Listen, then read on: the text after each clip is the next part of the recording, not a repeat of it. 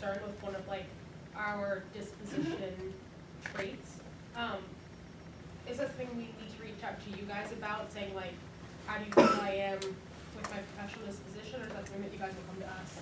So we'll come to you, and I'm going to hand it over to Dr. Thompson because she's going to talk about the process.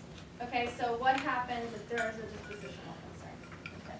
It's a great question, by the way, and I think that if any student came to me and said, how am I doing on this, I think that would open up a great conversation. So I don't want to discourage that at all.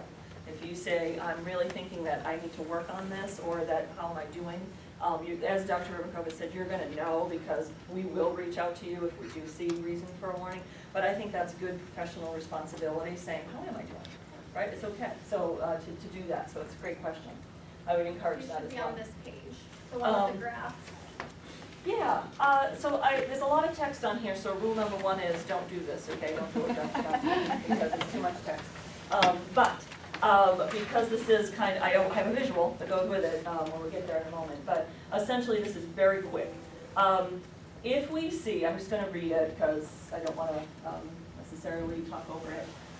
If a student's pre-service teacher is placed on a dispositional warning, the initial step, regardless of the semester, is the first semester written warning. So we didn't want this to be confusing. If, let's say, I'll give you an example. I'm going to pick on time management because if you know me, you know time management is a problem that I have too. So, so it's one of those things that I professionally can work on as well. So let's just say it's time management, and we'll go back to what Dr. Ribakova has suggested. And you're the type of student that comes in 10 minutes late every single, it's been 2 weeks, 3 weeks, all of a sudden keep on coming in late. There's a problem here, right? What is it? Is it your alarm clock's never going off? Is it, you're up too late at night? Are you running from work? What is it, right? So I notice it. You come to my class that way, but then you also go to her class that way, and it's the same thing, right? So there's a consistency, 3 or 4 or 6 or 8. A lot of opportunity here to say, is this just a one-time thing, or does this happen a lot?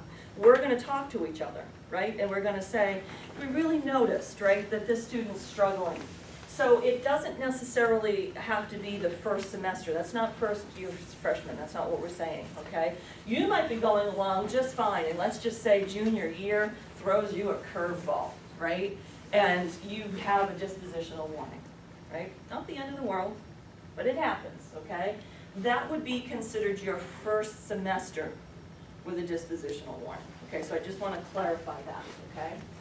Warnings are documented internally, but they do not become part of your record or your transcript or anything like that. Like I said at the beginning, this is not something that's going to be showing up at any point other than we will keep documentation here within the school to facilitate you getting off an action plan or to write an action plan if you need it. Okay.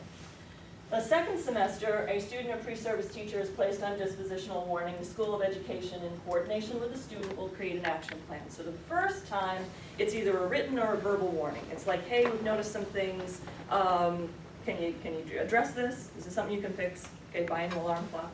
I don't know, right? Is this something that you can fix on your own?